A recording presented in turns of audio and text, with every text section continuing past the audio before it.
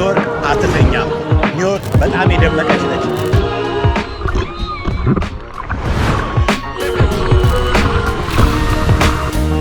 ከጠዋት እስከ ማታ ነው እንደዚህ የሚሆነው። ከ7 በላይ የአሜሪካ ፕሬዝዳንቶች በቋሚነት የሚመጡበት የነበረው ቢች ነው። ጦርነት ሲኖር ደግሞ የዋር ብላክአውት ይሉታል፣ የመብራት መጥፋት የመሳሰሉት ችግሮች ያጋጥማሉ።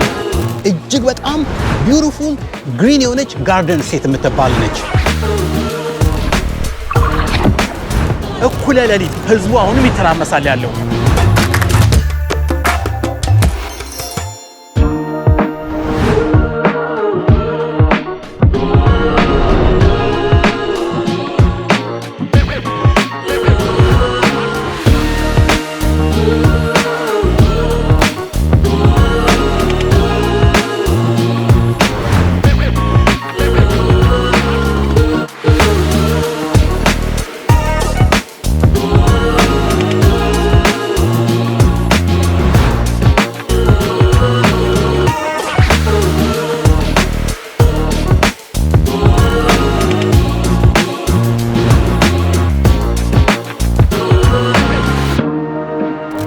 አሁን የምንገኝበት ቦታ እንግዲህ ዙሪያው እንደምትመለከቱት በኒውዮርክ ከተማ መካከል ላይ በቀድሞ ስሟ ሎንጋከር ስኩዌር ወይንም በአሁኑ መጠሪያ ስሟ ደግሞ ታይምስ ስኩዌር የምትባሏ ነች።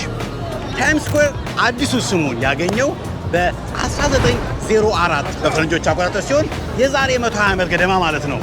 ከሎንጋከር ስኩዌር ወይንም ሎንጋከር አደባባይ ከሚል ወደ ታይምስ ስኩዌር ወደሚለው ወደ አዲሱ ስሟ የተቀየረችው ማለት ነው።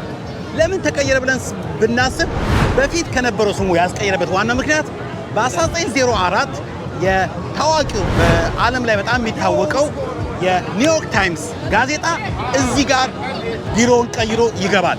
ስለዚህም የኒውዮርክ ታይምስ ጋዜጣ በጣም ተወዳጅ ነው፣ በጣም ፕሬስቲጂየስ እና በጣም የሚከበር ጋዜጣ ነው። እሱም በተመለከተ የአደባባይ ስም ተቀይሮ ታይምስ ስኩዌር በሚባል ሊታወቅ ተችሏል ማለት ነው። ይህ ብቻ ግን አይደለም። እንደምታዩት እዛ ጋር የቦል ድሮፕ የሚደረግበት ለአዲስ ዓመት ላይ ኳሷ የምትወርድበት ቦታ ነች። ቦል ድሮፕ ይሄ ቦታ የጀመረው 1907 ነው። 1907 በፈረንጆች አቆጣጠር በ1907 ጀመረ ማለት ነው። እንግዲህ አሁንም ወደ 120 ዓመት ገደማ ነው። በየዓመቱ ግን አዲስ ዓመት ሲመጣ ኳሷ ከላይ ትወርዳለች። ልክ ያን ጊዜ ነው 00 ተብሎ አዲስ ዓመት የሚባልበት። ማለትም ከ1907 ጀምሮ እዚህ ከጀርባ የምታዩት ለአዲስ ዓመት ቦሎ የሚወርድበት 2 ጊዜዎች ብቻ የተቋረጠበት አለ። ማለትም በ1942 እና በ1943 እንደምታውቁት 1942-43 የሁለተኛው ዓለም ጦርነት የነበረበት ነውና ኦፍኮርስ ጦርነት ሲኖር ደግሞ የዋር ብላክአውት ይሉታል፣ የመብራት መጥፋት የመሳሰሉት ችግሮች ያጋጥማሉ። በዛ የተነሳ በ1942 በ1943 እዚህ ታይምስ ስኩዌር ላይ ቦሉ ድሮፕ አላደረገም ወይም አልወረደም አዲስ ዓመት ለማሳየት። ያለበለዚያ ግን ከ1907 ጀምሮ ለ120 ዓመት በየዓመቱ አዲስ ዓመት ሲከበር በዚህ ሁኔታ ነው የሚከበር ማለት ነው። አሁን ይህንስ ስሰራላችሁ ሰኞ ማታ ከእኩለ ሌሊት ማለትም ሚድናይት ላይ ነኝ ያለሁት። እዚህ እንግዲህ ዙሪያውን ተመልከቱት። ህዝቡ አሁንም ይተራመሳል ያለው። ይሄ ቦታ ከጠዋት እስከ ማታ ነው እንደዚህ የሚሆነው። እንዲያውም ቁጥሮች ምን ይላሉ? በአንድ ቀን ከ300,000 ሰው በላይ የሚተላለፍባት ቦታ ናት። 300,000 ህዝብ በየቀኑ ይመላለሳል እዚች አደባባዩ ጋር።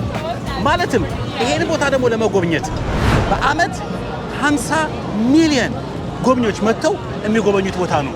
50 ሚሊዮን ህዝብ መጥቶ ይሄንን አካባቢ ይጎበኘዋል። እንግዲህ ምን አይነት ተጽዕኖ ፈጣሪ የሆነ ቦታ እንደሆነ መገመት ትችላላችሁ። በጣም ተወዳጅ ነው። የማይታይ ነገር የለም። በጣም ያምራል። አንድ ደግሞ የሚገርመው አሁን ስትመለከቱት ቢሊቦርዶች ማለት ይሄ ሁሉ ማስታወቂያው ኤልኢዲ ላይቱ ምናምን ትመለከቱታላችሁ። ይሄ በፍላጎትም ብቻ አይደለም።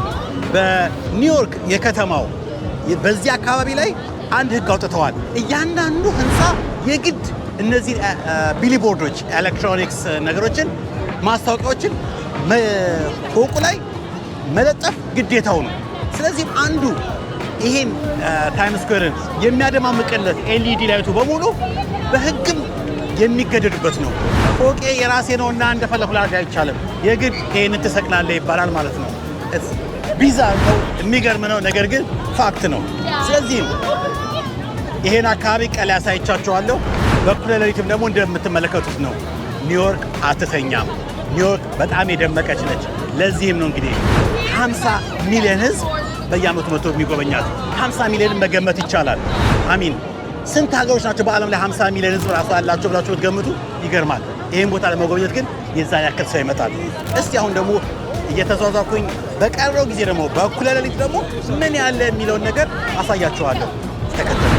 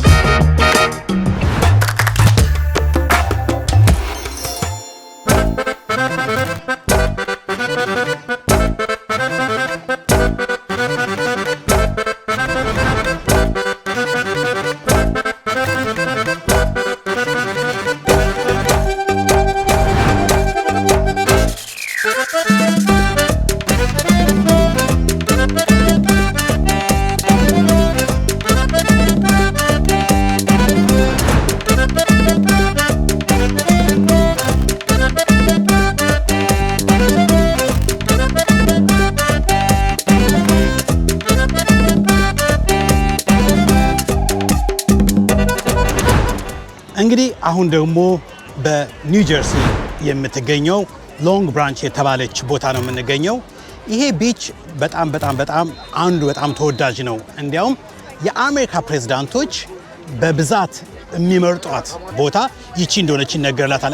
ከ7 በላይ የአሜሪካ ፕሬዝዳንቶች በቋሚነት የሚመጡበት የነበረው ቢች ነው እና ኒው ጀርሲ ግን ራሱን ብንመለከተው የነ ቶማስ ኤዲሰን አምፖልን የፈለሰፈው ሳይንቲስት የትውልድ ቦታ ነች። ከዛ በላይ እጅግ በጣም ሳይንቲፊክ ካምፓኒዎች ያሉባቸው ናቸው። በተለይ በፋርማሱቲካል ኢንዱስትሪ ማለትም የመድኃኒት ቅመማና ማኒፋክቸሪንግ ወይም ማምረት በተጓዳኝ ከዛ ውጪ ቤስት የተባሉ ደግሞ ዩኒቨርሲቲዎች እነ ፕሪንስተን በሙሉ የሚገኙበት ነው። ኒው ጀርሲ በሳይዟ በጣም አነስ ያለች ነች አሜሪካ ውስጥ በቆዳ ስፋቷ ስትታይ ማለት ነው። ነገር ግን በጣም ብዙ ሰው ነው ያላት።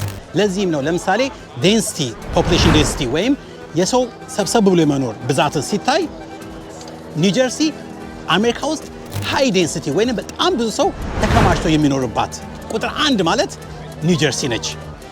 ነገር ግን ሌሎች መጠሪያዎችም አሏት። አሁን እዚህ ጋር ስትመለከቱት ኒው ጀርሲ ጋርደን ስቴት ይላሉ። ለምንድነው ጋርደን ስቴት የተባለችው? በእጅጉ ለምሳሌ ቶሜቶ ወይም ቲማቲም በተመለከተ እያንዳንዱን አይነት ቤሪዎች በተመለከተ ለአሜሪካ የምታቀርብ እጅግ በጣም ቢዩቲፉል ግሪን የሆነች ጋርደን ስቴት የምትባል ነች። ነገር ግን ኒው ጀርሲ ደግሞ ኦን ዘ ሴም ታይም በሚገርማችሁ ሁኔታ በተለይ በፋርማሱቲካል የመድኃኒት መቀመም፣ መድኃኒት ማምረት በመሳሰለው በእጅጉ በኢኖቬሽን ላይ በፈጠራ ላይ በእጅጉ የላቀች ስቴት ነች።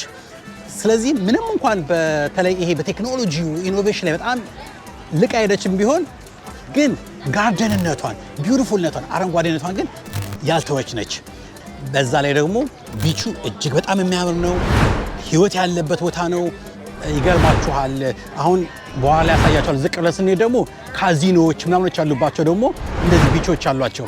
ስለዚህ ከዛም ይልቅ ምሽት ላይ ይሄ ስታንድ አፕ ኮሜዲያን ወይም ኮንሰርቶች የመሳሰሉት በጣም ብዙ የሚንቀሳቀስበት ቦታ ናት። ስለዚህ ብዙም እዚህ ጋር ሳልይዛችሁ እስቲ ደግሞ ያለንባት ሎንግ ብራንች ኒው ጀርሲ ምን ትመስላለች የሚለውን ወደታች ወደ ቢቹ ጋር ወርጄ ደግሞ ላሳያችሁ ነው። ተከተለኝ።